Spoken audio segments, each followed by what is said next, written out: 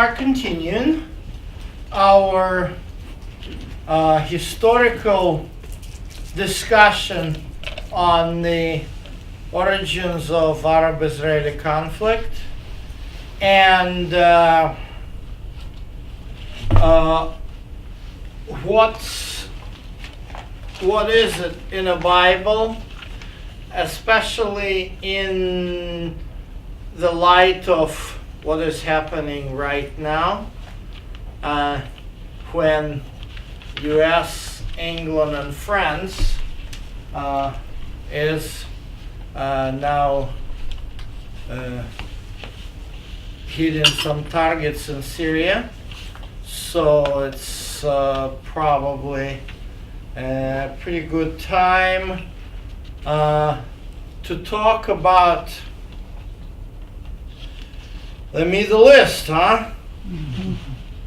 And its history. So let's go back to where we have been, and we spent significant amount of time yesterday talking about the extent in which Ottoman Empire basically left its footprint in history of, first of all, Muslim-Christian relationships, in history of Islam, and in history of the world.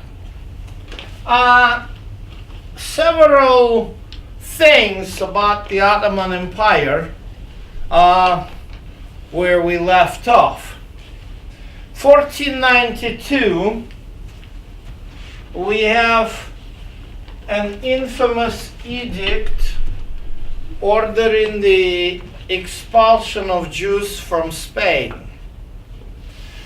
Ottoman Empire, in particular Sultan Suleiman the Magnificent, whose wife, by the way, and she made sure she was his only wife because she was not going to take any harem or any kind of stuff. So she would destroy anybody whom she perceived as her competitor to be the wife of her beloved Suleiman, and she was Russian. Her name was Roxolana. Although they changed her name, she of course accepted Islam, and they called her Hurrem. And Suleiman Magnificent wrote many poems to her. So Suleiman really hated Charles V. He hated him with passion. His dream was to basically take over and be the emperor. And that's why he wanted to take Rome. It didn't materialize, but he saved Spanish Jews. At least 1 million Spanish Jews ended up settled in Morocco, Algeria, Tunisia, Bosnia, Greece, Turkey, because as the edict was pronounced and Jews were given like a week to make a decision, convert to Christianity, leave the country or die. What Suleiman did from Algerian bases, he sent a fleet. You said convert to Christianity. Huh? You said convert to Christianity? Three options: convert to Spain. Christianity In Spain. Oh. in Spain. That's the edict of King Ferdinand. Ferdinand. Yeah, it was before Charles. It was Ferdinand who did it. But then, of course, Ferdinand was succeeded by Charles. So Turks were saving Jews. So talking about Muslim relationship, that's the case. Also, Turkish sultans were caliphs.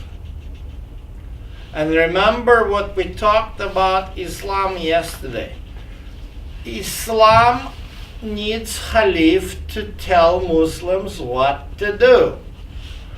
Islam does not rely on any kind of written law because it doesn't have the law. Quran is not the law. Quran is the songs of praises, curses to infidels, doesn't have its historic narrative. It draws on historic narrative from the Bible. And who tells the righteous Muslims how to live? Khalif. So Islam, by definition, is a system of man. You gotta have a man to rule. And that's why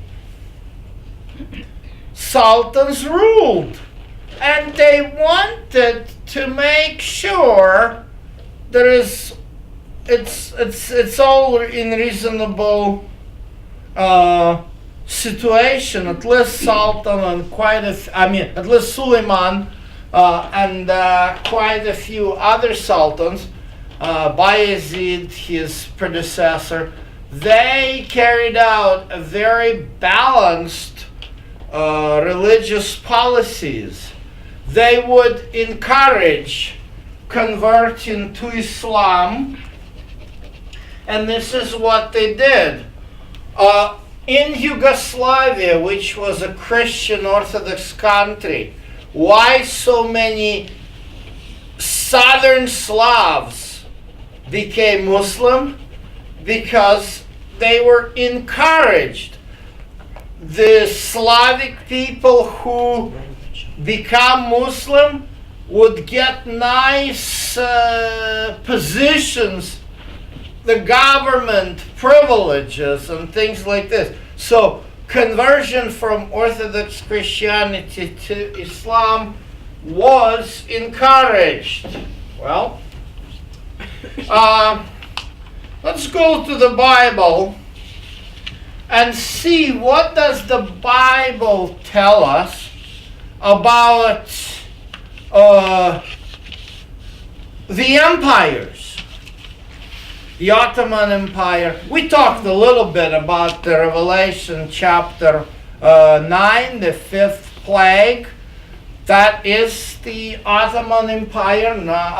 Very often people confuse because they see River Euphrates in the sixth plague, but this is really a confusion. This confusion, that the sixth plague is talking about the Ottoman Empire, this confusion was created by a follower of William Miller by the name Josiah Leach.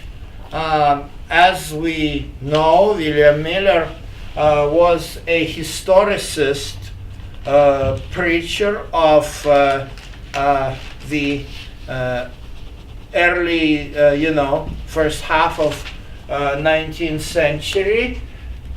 He was encouraging historical interpretation of the Bible, but historical interpretation of the Bible is very tricky.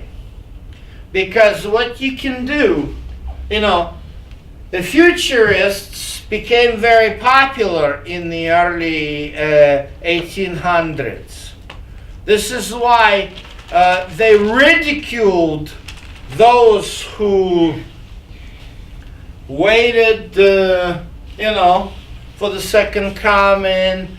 They ridiculed the Millerites who were going around preaching the message with the historical maps. The problem with historicism, you can be carried away. And how do you carry away is you can switch from biblical exegesis to eisegesis. Exegesis is when you research the text, you draw the conclusion what the text says, and then you think, is there any possibility for any kind of historical analogy? And this is what we did yesterday when we talked about the seal of God in Revelation chapter 9, and where it appears and what it means. And that's when we drew the conclusion. And then we talked about the locusts and stuff like this. But there could be another way. There could be an eisegetical way. And the eisegetical way is when you bring into the biblical text what you want. And people sometimes would have a certain view of history, and they'll try to force it upon the biblical text. And sometimes it's very speculative. Unfortunately, Josiah Leach was talking, and I'll show you in a moment what he was talking about here. Revelation chapter 9, here, starting from verse 13, about the sixth angel, and what they were talking about. See, release the four angels bound at the great river Euphrates. So the four angels had been prepared for hour and day and month, and were released to kill the third of the mankind. What Josiah Leach did, they take a year, they take a month, a day, and an hour. Well, we know that in apocalyptic prophecy, the day equals a year. And that's why we believe 2300 evenings, mornings, days, and nights, they are equal to the years. But we never teach, there is no basis in the Bible to take, for example, a year and say this is 360 days, so a year equals 360 years. No, can't do this, because the year is the year. There's no, you can't just start mathematical conversions.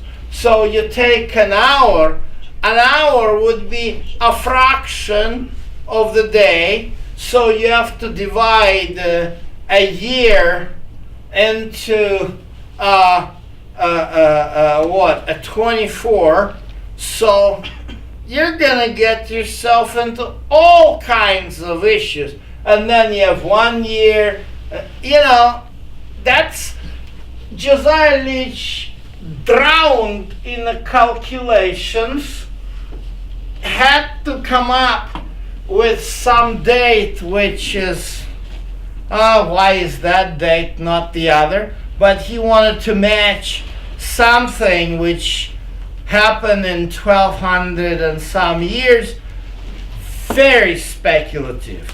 It was popular among the historicists in the 1840s, but later Josiah Leach renounced his own ideas. More so, he stuck by William Miller, and when the group of Millerites suggested that the sanctuary shall be cleansed from Daniel 8:14, doesn't really talk about the coming of Jesus, but talking about the sanctuary in heaven, he convinced William Miller to reject this idea. So William Miller and Leach kept counting for the day of the coming of Jesus, thinking that they made some mistake here or there until they died. So we have to learn the lessons from these kind of interpretation and not to go there, and be more prudent and go from the biblical text, not into the biblical text. So the general characteristic of history of the world is given to us in the book of Daniel chapter 2. And here in Daniel chapter 2, when Daniel first describes the vision of the statue, so then he says, this is the dream, now we'll tell the interpretation. And he goes on and describes, gives the meaning of the four components of the statue. The head of gold is Babylon. The silver chest is Medo-Persia. The bronze, another kingdom, is Greece. The fourth kingdom is Rome. And the feet and the toes, the iron legs, and the feet and the toes, here it says, the kingdom shall be divided. So there were coexistence of empires. You got, after Rome, you have still remaining Eastern Roman Empire, the Byzantine, and then emerges the Holy Roman Empire. The Holy Roman Empire is still in existence. The Eastern Roman Empire, as Byzantine, is overtaken by Turks, and now there is Ottoman Empire. In the West, the Protestantism makes a serious damage to the Holy Roman Empire. The British Empire comes out. Well, here is what it's talking about. Just as you saw iron mixed with ceramic clay, as the toes and feet are partly iron, partly clay, so the kingdom shall be partly strong, partly fragile. As you saw iron mixed with ceramic clay, they will mingle with the seed of man, but they will not adhere to one another. That phrase is very characteristic of the last 300 years or 200 years of the development of the world, starting with the Age of Enlightenment and marriage, intermarriage, and it heightens with the Victorian age, when Queen Victoria married her children to all Europe, and the Victorian age ends and the World War I begins. And the biggest driver of the World War I is British Empire. The empire that created since Queen Elizabeth I, it began to rise, and the sun never sets over it. It has literally, British Empire, the territory-wise, of course, you got a Russian Empire, but British Empire is unique. I can't use the one screen to show the extent of British Empire. It was not possible. I mean, the Holy Roman Empire was, of course, most of the Europe and then South America. But British Empire, just think about it. This little tiny island is, the entire North America, Caribbean, half of Africa, India, Pakistan, Burma, Australia, and even some islands, New Zealand, and even some islands of Oceania. This is much bigger than anything. And so British Empire dwarfed French, that goes the second. British Empire rose on the heels of Holy Roman Empire, literally, because Holy Roman Empire was liquidated by Napoleon. So when we're talking now the 19th century, so Holy Roman Empire is dwindling. It's liquidated. All the dominions of Holy Roman Empire, Spanish colonies here, are now independent. Spain is holding a little bit to Morocco, and that's it. So it's non-existent. Russian Empire is just a huge landmass with 3/4 of it unpopulated.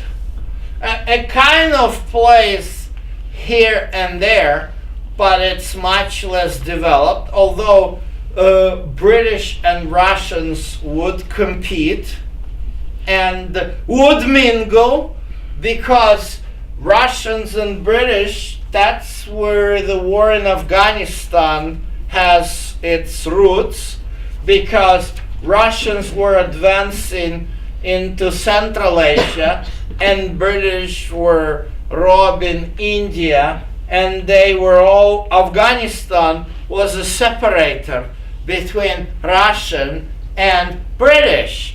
And all these troubles with Afghans started when British moved its troops trying to prevent Russians from attacking British India. And what happened to it, we Americans are now picking up the slack. But British Empire dwarfs French because French is trying to catch up. After Napoleonic Wars, when it all went down, now they're trying to build up, but literally British Empire dwarfs French, and now they're friends. And so the Holy Roman Empire is trying to re-establish. That's Germany. Germany is trying to reunite, and so the World War I, it's the War of Empires. In spite of the fact that the British ruling dynasty at that point, which has to take the new name of Windsor, is actually a Deutsch dynasty. Tsars of Russia are... The Coburgs. Yeah. The House of Coburg. Yeah. Well, look, Tsars of Russia are Germans. British kings are Germans. And the whole Europe is going to war. So it's relatives fighting each other. That is probably the grand fulfillment of what it says here. The World War I. It is You know, we are used to hearing the horrors of the World War II, but the World War II is an integral part of the World War I. Had it not been for the clash of German and British in World War I, we would not have had a World War II. Because World War II is a German revenge for their defeat in World War I. British crushed Germany. How? They made sure that, there are at least two German states, and they stay this way. Germany and Austria. And they made sure that between Germany and Austria there is an uneven division, because when you look at Germans, the Bavarians and Austrians, their dialect, their culture are closer together, but Bavaria is the part of Germany, and Austria is all separate. And and so history is showing the rise of British Empire. But the biggest prize for the British was the Ottoman Empire. The empire was crumbling and crumbling. Turkish sultans were weak. Turks fought Russians and were defeated many times. So, one of the goals of British establishment that wanted to get rich from the World War I was an Ottoman Empire and its riches. Let me show you closely what an Ottoman Empire was. In fact, I'm gonna go Google, and not this Google, but this Google, and I'm going to just show you on the map what Ottoman Empire looked like.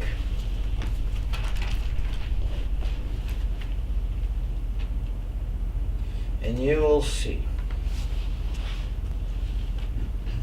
Look at this. This is not a Google map, but you see, this is how the Ottoman Empire looked. Take a look carefully. See, it went as far as Vienna. Of course, later Russians and others pushed them away. So by World War I, Egypt, then Libya, Algeria. Of course, here is the Asia Minor. Look at this, Palestine. Do you see Syria, Iraq, or anything? No. There is nothing like this whatsoever. Going back here,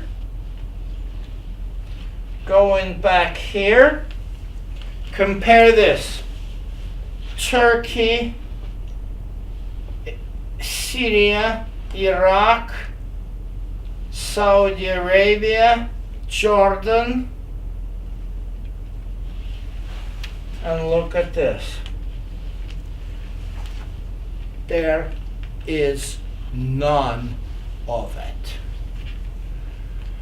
There is none of it.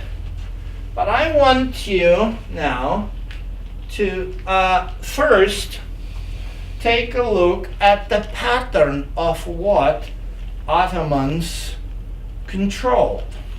Of course, this doesn't count. Take a look at this line. What do you notice? What do Ottomans control? Coastlines. What do you see here? The ocean. No, that's a Red Sea. See, Yeah, but that goes into the Indian Ocean. Yeah, that's correct. That's the Red Sea. What is this territory? Arabian Peninsula. What are the Ottomans controlling here? waterways, And what's in the interior? nothing. Okay, that's the key, sand. But unfortunately, this is not exactly the sand. So, British want all of this because British and French dug Suez Canal already. They expect to take over all of it and control it. So what do British do? What year are we talking about? We're talking World War I. What do British do? And when I talk about Britain, Britain is a very interesting society, folks. Because when we talk aftermath of the World War I, Britain is poor as a rat. Britain is living through a crisis. Why? Because, how many soldiers they left on these German front lines? How many widows? What a shortage of workers? Everything. It's bad. This is why when Germany began, when Hitler comes, and Hitler begins to take Austria, Czechoslovakia, British are not willing to fight. Because that's what British people are. They're impoverished by World War I, but not the establishment. The pattern of British Empire has always been like this. You have a government, which is, two house parliaments, and then you have a House of Commons, and then you have a prime minister that deals with the country. But think about the history of India. When did India become officially British? At the time of Victoria. Really? Yeah, that's when the British government began to deal with it. But it's not true. Before Queen Victoria came with official British troops, with official British flag, established the viceroy, and began to deal with the complexity of what is known as Indian subcontinent. For 200 years, they had East Indian Company. This company did whatever they wanted because British government and Britain is a standard for international behavior, but not the companies. They have investors, they had mercenaries, they had all kinds of criminals working for them. They did whatever they wanted, and they really got rich from having robbed the richest area of the world. For 200 years, they were robbing it. And then they came, and then they throw in the idea that Jews are the richest people and they control finances. Jews never had so much money. Think about the same pattern. What was here before it became officially United States of America, Oregon Territory? What was here? No, it was a Hudson Bay Company. It was not a British. It was a company that went here with whoever they took, all kinds of mercenaries, criminals. They trapped the animals. They did whatever they want. British government had nothing to do with it. British government signed the treaty with the United States in 1818, if I'm correct, and say, okay, now whoever moves in here. So nobody was here? Not true. That's not what the history of Fort Vancouver is telling us. And the Fort Vancouver historians will keep telling us that it was all Hudson Bay Company. It wasn't the British government. India, North America, that was like that. Oh, Canada was until Canada was established as a British Dominion, it was all, for 200 years, a Hudson Bay Company, right? So this is the pattern. So what British want is the same pattern. They want to take a piece, hold on,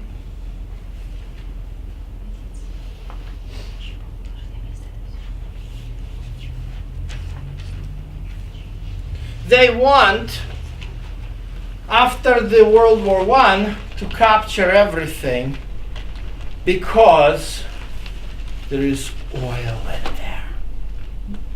And that's what they want. Greed comes and moves. So, at first, they support Balfour Declaration. We'll talk about Zionism in a few moments, but Lord Balfour was, it's a government. So government is not a company. It's not often it's not an establishment which runs the things. Lord Balfour was a fairly sincere Christian of Protestant persuasion, with the futurist theology, and we'll talk tomorrow about the futurism, historicism theology playing here, with futurist theology in his mind. And Lord Balfour was a sincere supporter of Jewish people's desire to have national home. So he made a declaration that the U.S., he supported the declaration that the U.S. government will assist in creating a national home for Jewish people in the Turkish Palestine. But the establishment wanted something else. The establishment sent Mr. Lawrence to here, to Mecca and Medina. Why? Because they wanted to incite the Arab population to fight Turks, because this is how British establishment works. The British government is fighting Germans.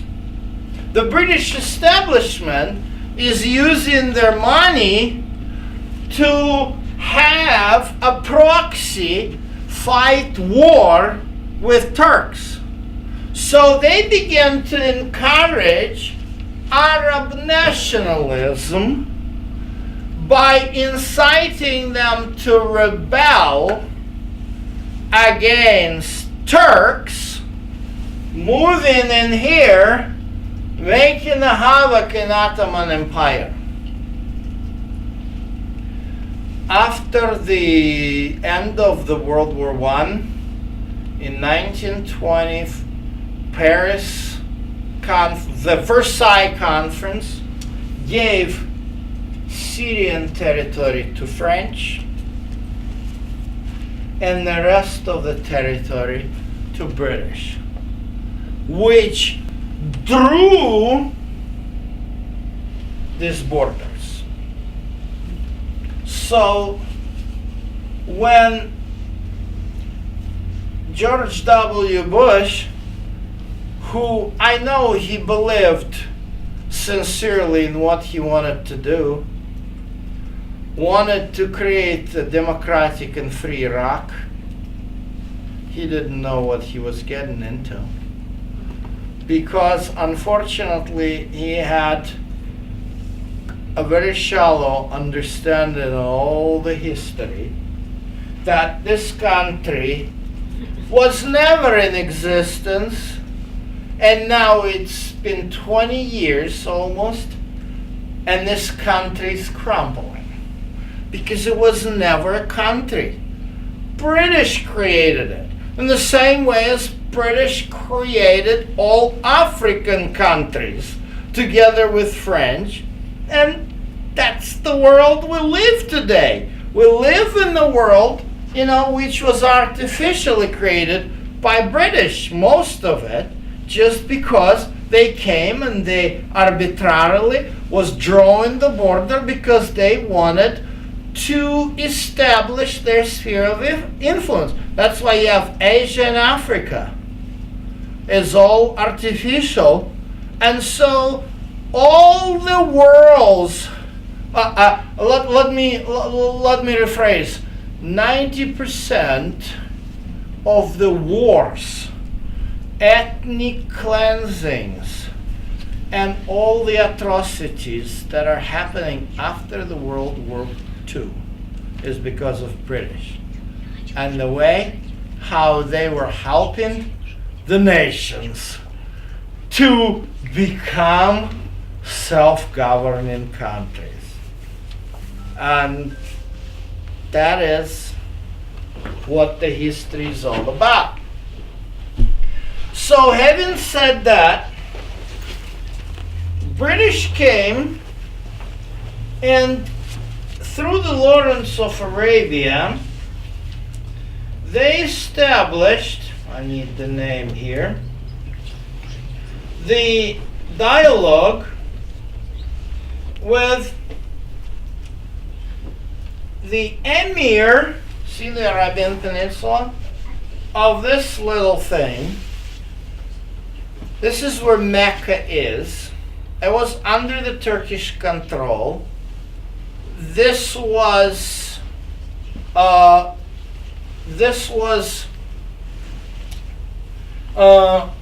country was called Hijaz. So Emir of Hijaz was a direct, where am I? Come on.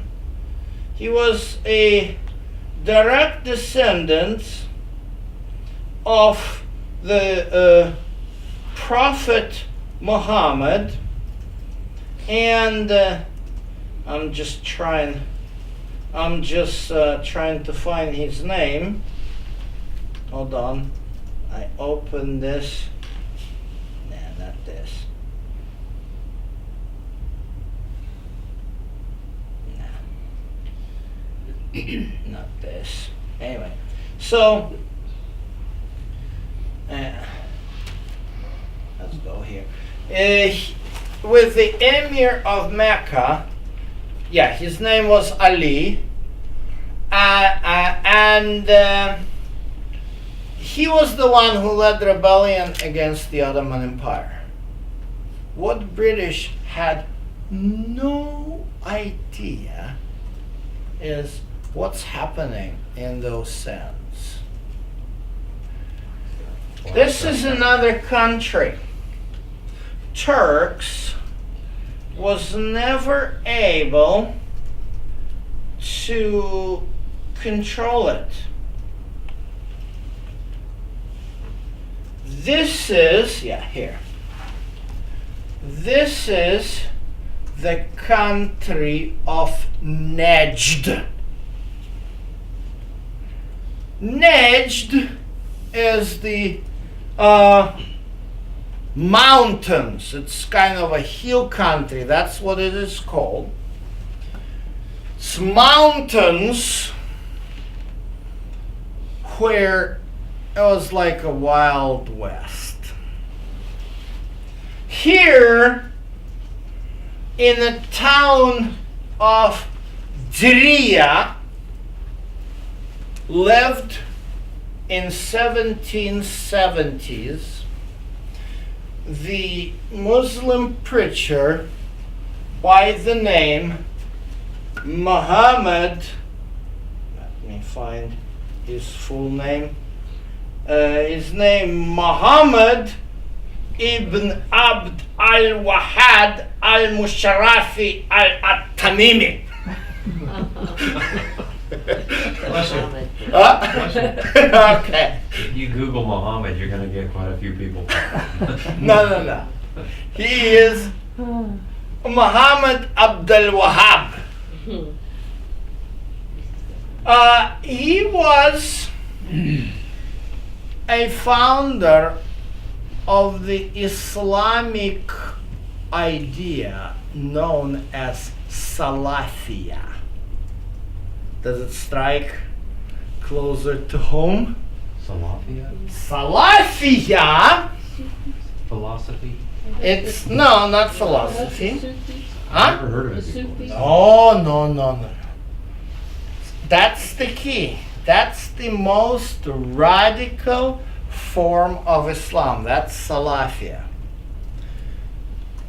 You see, Turks, let me go back here. No, I need here. Turks controlled Mecca.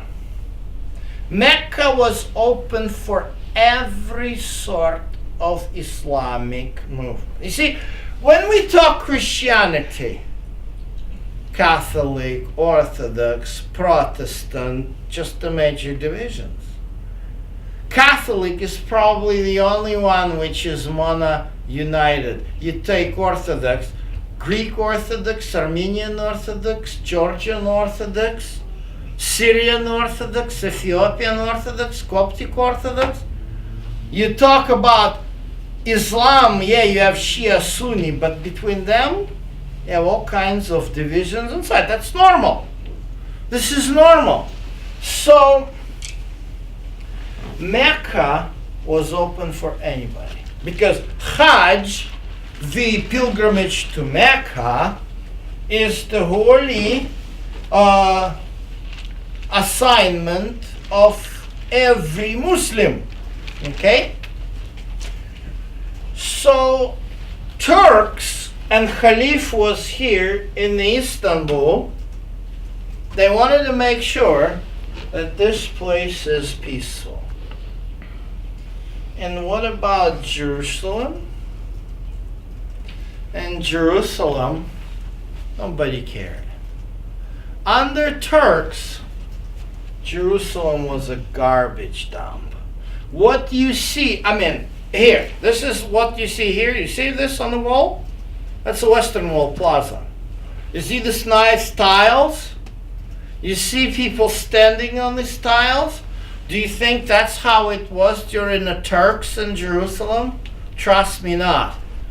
The archaeologists and historians show that before they opened up this floor and cleaned it, up to here was a garbage dump. Mm-hmm. There was just that much, compare here. It's like here, the Western Wall was seen that from there. You have to literally go in the boots on a garbage. That's how it was. Dome on the Rock? Nobody cared for the Dome on the Rock. Nobody cared. The center of Islam was in Istanbul, and Istanbul was trying to help Mecca. Of course, Mecca was controlled by the descendants of Muhammad, and they were peaceful people. And I'll explain you why in a second. But this region, they were not peaceful. In this sense, the Salafists were. Salafists were insistent for the original teaching of Muhammad. In their opinion, it was all kinds of executions. the adulterers supposed to be stoned. All this beauty which we see now in Sudan and other nice countries of the world, this is all the Islamic teaching known as Salafia. Return to the originals. That's what they believe has to be. So, Al-Wahhab, and often you may hear the word Wahhabi Islam or Salafia, that's the same. Al-Wahhab is one of the promoters of Salafia Islam. The origin of Salafia Islam is where now, take a look here carefully. Take a look here. 1 second. Do you see this Diriyah? That's now Riyadh. That's the capital of Saudi Arabia. Look at this. The traditional birth of Islam, Mecca, Medina, Jeddah, all these cities, and here is Salafia. See, these are two different countries. There was never one country. This thing, why am I telling you, okay, see, look at this map. This is the old map. All these little territories. There's so many. Why? It's tribal. It's tribal. Okay, come on. See, the Emirate of Najd. Okay? What? Are you going to bring this back to Daniel? Yeah. Okay, because that's where I got lost. Okay. Trying to connect it. You started with the empires. I'm trying to follow a thread of. Well, a thread what to I'm bring it together. going back, thank you for bringing me back from history of Arabs Yeah, to bring to it Daniel. together. And how does it relate to what's going on now today? Or was that tomorrow? Yeah. Daniel 2 demonstrates the fulfillment of the fact that there will never be one single empire in the world. British, with Victorian age, populated Europe with blood relatives, and they fought to death to get rich. They tore Ottoman Empire to pieces for only one purpose: get rich. And they unleashed the genie from the bottle. That genie was sitting here, and they unleashed it because in 1772 Muhammad Abdul Wahhab married his daughter to an emir or a chief of the city of Diriyah, whose name was As-Saud. And that's why today the country is called Saudi Arabia. What British didn't realize, as soon as the emir of Mecca moved into fighting for Turks against Turks in 1918, Saudis moved and captured Mecca. And that's what created the country of Saudi Arabia. What did British do? Nothing. They let it go. And so this is what happens as the aftermath of the World War II. So World War I. So going back to Daniel, it's somewhat related to the fulfillment of this text. Going back here, And where it says, And what chapter in text? Daniel 2, Daniel 2, I'll read again. 13, 43. 43. As you saw iron mixed with ceramic clay, they will mingle with the seed of man, but they will not adhere to one another, just as iron does not mix with clay. And so, the failure to create a unified empire, the different interests, the greed that was unleashed after the World War I, unleashed the forces that is driving our reality today. Because all the problems which we have are coming from that point. The point when Saudis, together with Wahhabis, took control and created the country called Saudi Arabia. And what happened to the king of Mecca? Well, British said, they said to Ali, you got 2 sons? We're going to help you out.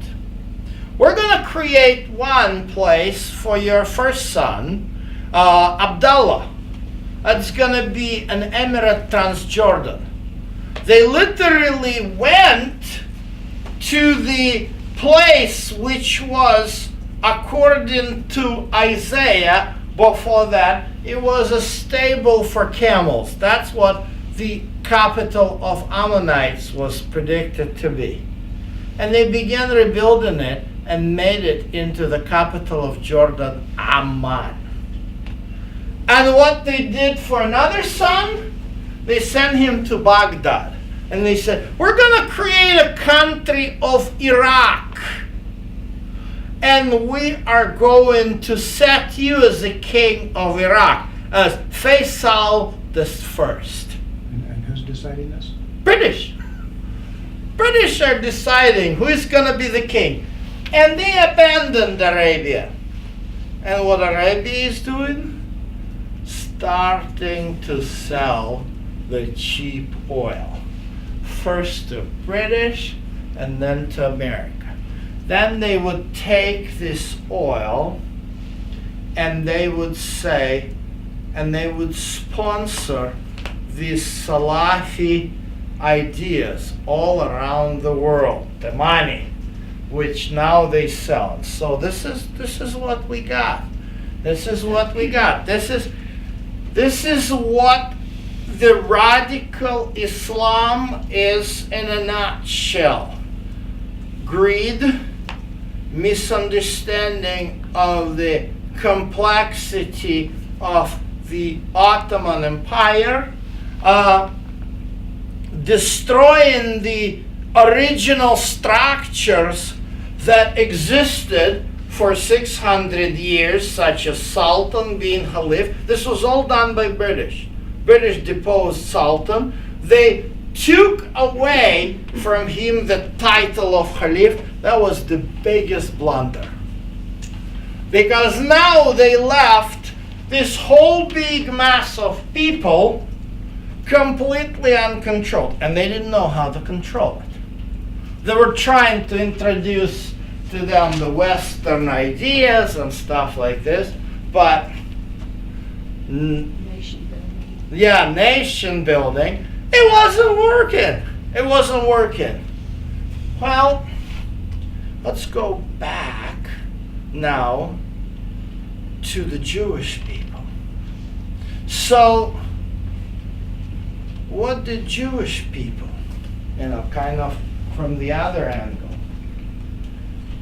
For 2,000 years, Jewish people were the second-class citizens in the Europe.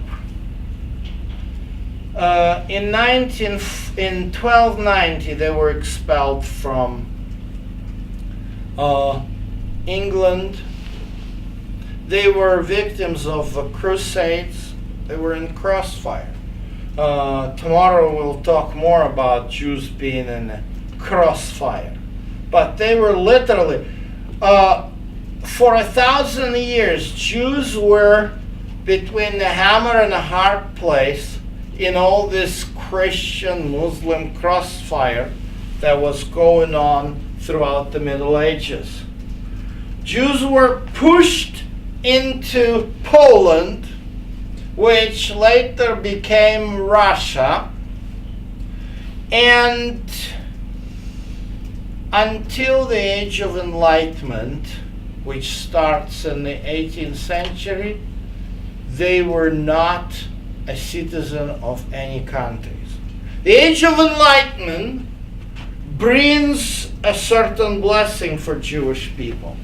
After Napoleonic wars, when Napoleon liquidated Holy Roman Empire, and the ideas of French Revolution declared equality for everyone, Jews became an equal standing citizens of Europe. Germany, England, France. Now Jews were equal. Jews could go now to the universities. Jews could serve in the armies and the military, do all kinds of things. But unfortunately, this was not for long. Jews got into a crossfire during the 1876 French-Prussian War.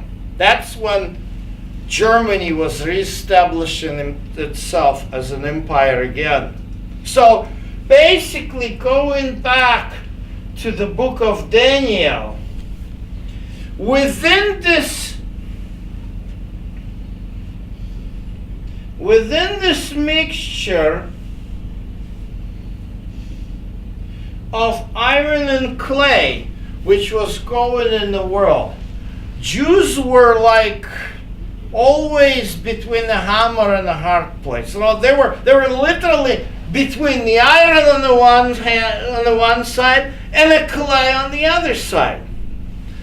The French-Prussian War led to establishment of what we know today a united Germany. Germany was never united, but that was a second empire, what's so-called the Second Reich, because the First Reich was the Holy Roman Empire.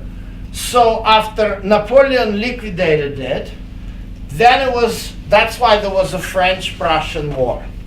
So French lost badly. Now they needed to blame somebody. So whom did they blame? Colonel Dreyfus, who happened to be Jew. He was charged with treason for only one reason: because he had relatives in Germany. There was no proof, but because he was a Jew and there were members of the family of Dreyfus in Germany, he was charged in treason and hung. During this process and court hearing, a young journalist from Switzerland was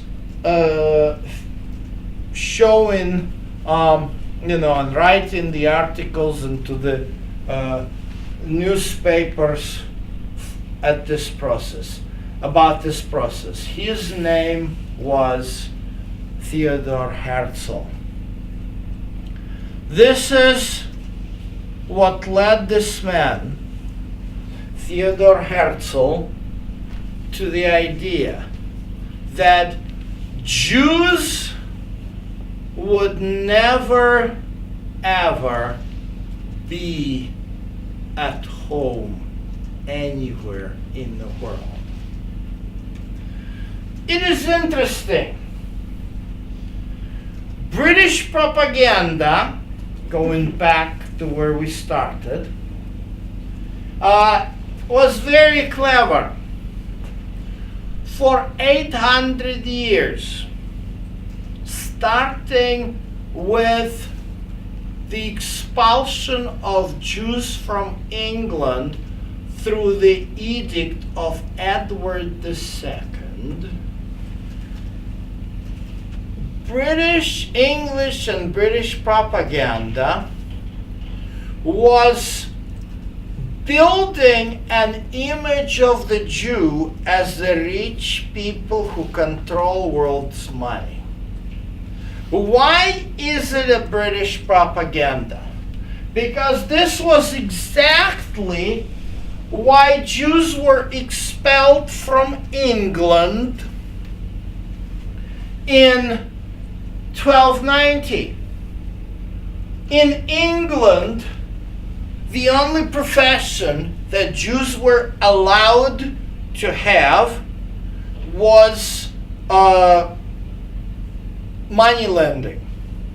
Because Christians, the Catholics, who didn't care for any law of the Torah, they had only one law which they said was supposed to be fulfilled. And it was a sin for a Christian to deal with usury. So usury was given to Jews. And then the blame was given for them too. Jews would lend money to bishops, abbots, and all kind of British nobility. They would lend money to them, and how would they lend money? They would, of course, take something as a collateral. The church in Britain was very rich. They had meals, monasteries had meals, all kinds of things. So if the abbot, who would have a mistress on the side, needed to support her, he would go to a Jew, borrow the money, and then would give some monastery property as a collateral. So Jew would have the meal and live off of this. Then when the time would come to return the money, and of course he spent it on his mistress, there is nothing to return. So the meal would be in the possession of the Jew. And so now the abbot wants to take the meal back. What do? The legend of the blood libel. This is what started. And so Jews were accused in usury, in dishonesty, and in being rich and taking advantage of English people. And so this is the image of the Jew which British were creating for 800 years. And the Russians were creating another image of the Jew. They came up with a book which was called the Conspiracy of the Elders of Zion. What they accused Jews in was the conspiracy to rule the world. So the two enemies of the Jews over the history of the modern history were British Empire and Russian Empire. So nothing really changed. When you look at Daniel chapter 7, take a look at Daniel chapter 7. Daniel sees all kinds of beasts. Look at this description. I saw in my vision of the night 4 winds of heaven were stirring up the seas. 4 great beasts coming from the sea. The first was lion, who has the eagle's wings, right? So it's not a usual one. Then another one, bear, and he has 3 ribs on his mouth, between his teeth. So it's kind of a very unusual bear. Then you have a leopard with the big wings like a bird. And then you have a terrible, strong, huge iron teeth, devouring and breaking into pieces, trampling residues with his feet. So you see these empires? This is how Daniel was shown that every empire was the enemy of Jewish people. The Babylon, the Medo-Persia, Greece, Rome. So it is, the pattern continues. Holy Roman Empire, the enemy of Jewish people, right? British Empire, Russian Empire, American Jews, most of the Jews came to America running away from the Russian Empire. And so these two empires, they create the world image of the Jew as some kind of evil who wants to control the world, where it's on the contrary. You see, often, and I've learned it for a long time, if somebody accuses you in something, usually that somebody wants to do something that accuses you in. This is exactly why you got the eye for an eye and tooth for a tooth in the Torah law. Take a look. Go with me to Deuteronomy chapter 19. And here is a very interesting law. So,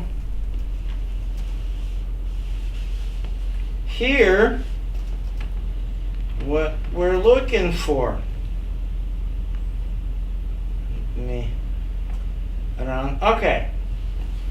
One witness shall not rise against a man concerning any iniquity or any sin that he commits by the mouth, or by the mouth of 2 or 3 witnesses, the matter shall be established. That's the justice of the Torah, okay? Now, here is the injustice. The injustice is here. If a false witness rises against any man to testify against him of the wrongdoing, they both men in the controversy shall stand before the Lord, before the priests and judges who serve in those days, and the judges shall make careful inquiry. And indeed, if the witness is a false witness, and that's exactly what the 2 empires would do, who has testified falsely against his brother, then you shall do to him as he thought to have done to his brother. This is, the history is developing in this direction. These 2 empires, for hundreds of years, for at least 300 years, these empires were actually trying to rob the world of riches, both empires, and they were building the imagery of a Jew as someone who wants to be ruling the world. Well, today it's clear. The word Zionism. Anti-Zionist movements are on the campus of universities. This is now a new trend. You type the word Zionism in the computer all kinds of false accusation and garbage is coming out. Not only from Iranians, trust me, but from many Christians who see Zionism as the ultimate evil. And look at who leads the charge until today. The most anti-Zionist idea originate from Great Britain until today. You also said Russia, right? The Russian Empire. Yeah, The same- but Russia is second to the second British. to the British. British are the biggest ideologies of so-called anti-Zionism. They are accusing Jews in what actually they always wanted to do What they are doing. and are doing. They just try to divert the attention. That's what BBC is doing. This is all kinds of arms of this kind of propaganda. They're going back to British establishment. In the reality, what the Zionism is all about. I don't have time to read with you Zionist manifesto to prove, but come and check Zionist manifesto by Theodor Herzl. You will find the opposite.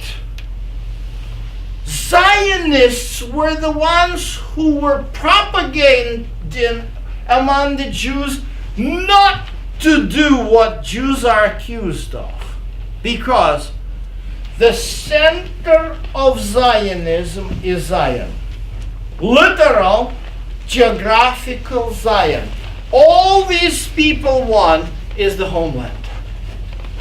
What the Zionist manifesto says, Jews, you are guests in every country of the world.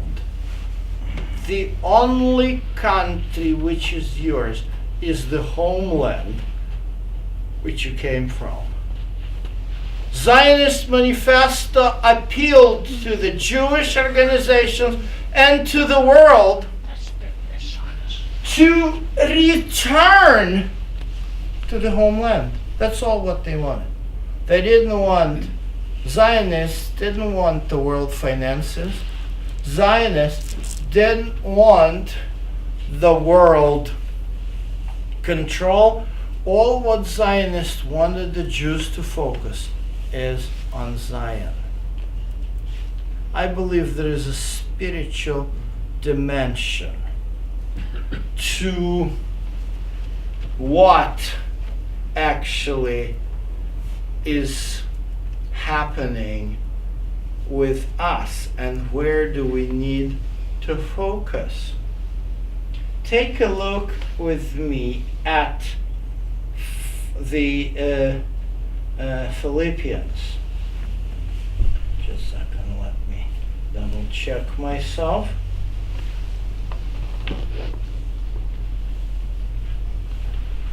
Yeah, Philippians 3:20. Go with me, Philippians 3:20. And this is where I find inspiration for my political views and Paul's teaching of Christians. Look at this. For our citizenship is in heaven, from which we also eagerly wait for the Savior, Lord Jesus Christ.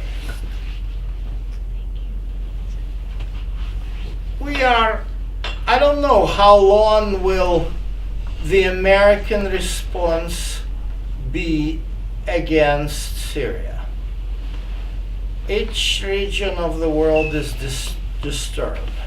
What is happening today with all this stuff is the consequences of the greedy British fracturing of the Ottoman Empire. We have to clean this mess. Are we gonna be able to do this? This is not our concern. You know, we're good citizens of the United States of America, but always remember that our citizenship is in heaven. Also, I want us to take a look at another instruction by Paul here in Ephesians. Look at this. Colossians 3:2.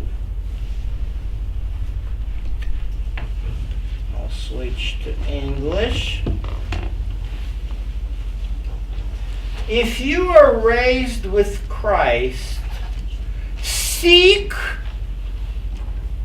those things which are above. Paul is writing to the citizens of Roman Empire. Paul is writing to the citizens of British Empire, of Russian Empire, of the United States of America. If you were raised with Christ, seek those things which are above, where Christ is sitting at the right hand of God. Set your mind not on the news from Syria, but on what? On the news from above. Not on things of the earth, but on above. For you died, and your life is hidden with Christ in God. Is this a teaching which is important? And the result is in verse 4. Yes. Verse 4 is the kicker. When Christ, who is our life, appears, then you will also appear with him in He glory. hasn't appeared yet, so Yeah. nobody's with him right now. But while he Very has not great. appeared yet, it is important to understand the complexity of the world. It's important to understand the history of Christianity, the history of Judaism, the history of Islam. This is what I was trying to give you so that we would not stereotype. When you happen to walk on a mall and you see a woman fully covered with niqab, don't run away. This is not necessarily a terrorist. Unless he yells, Allah Akbar. Yeah, that's a little bit of a problematic. You know, one day in Israel, there was a terrorist alarm in the mall. A Russian Jewish couple lost each other. It happened that her name was Allah. And he was calling for her. And they closed out the building and gave put him in a handcuff. Until his terrified wife appeared from one of the shops, not understanding what is happening. You see? So, this is what we're concerned. As to God leading Jewish people, there is a reason to believe that the promise to Abraham given in Genesis chapter 1 and 12, which says, I will make you a great nation. That stands. And we talked yesterday that if we believe that 70-week prophecy of Daniel is the end of Jewish people, that doesn't correspond with historic reality. I'll bless you and make your name great. And here it is. I will bless those who bless you. God bless America. And I'll curse him who curses you. Look at Russia. Look at all the nations around Israel. What a mess. Yeah, but look at even deeper in history and you see. The people the nations who continue to curse Jewish people are being not blessed by God. Are not being blessed, including the British Empire. And what happened to it after World War II? A humiliation, even though in the midst of the victory. Including poor Germany, which actually rose back as soon as its chancellors in a Bundesrepublik, the Western Germany, renounced the anti-Semitism.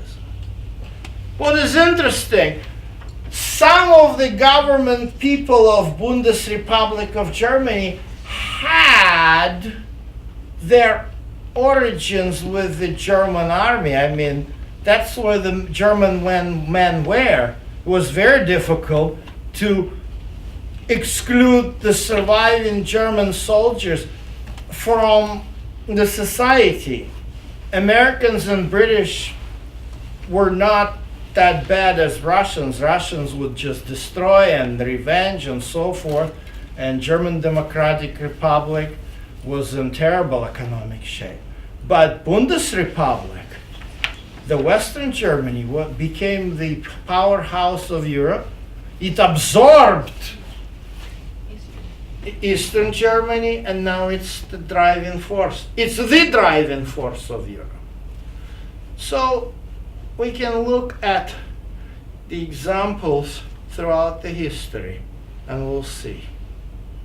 When Spanish king kicked out Jews, Turkish Sultan said, he is the most foolish man in the world. The next thing, Spain crumbled and the Holy Roman Empire began to fall. Turkish Sultan, who took the Jews in, enjoyed the prosperity of Ottoman Empire until the 1800s. Give more example, and they work. And they work, and they work. Because the Lord promise stands and doesn't seem to be conditional. We talked about conditional and non-conditional prophecy. This doesn't seem to be conditional. Because, and in you, all the families of the earth will be blessed. If this is not conditional, then the previous sentence is not conditional. If Christians today believe, as Paul teaches, that they share the blessing of Abraham, then they have to be aware of the dark consequences of any attempt to curse the descendants of Abraham. We have to be fair to the text. The same as we talked yesterday about the nursing mother. If we apply it to ourselves, we have to remember that it first applies to Zion. If we apply that we're blessed by Abraham as the family of the earth, we have to know the opposite, the consequence of the reverse situation. Amen? Amen. Let us pray. Heavenly Father, help us to look at the things above, because that's where you live. Help us to realize we're not gonna get this world any better, because we're not capable. It is only your glorious coming that will transform this world and transform us. And help us to realize that God's blessing on us comes through our father Abraham. Amen. Amen.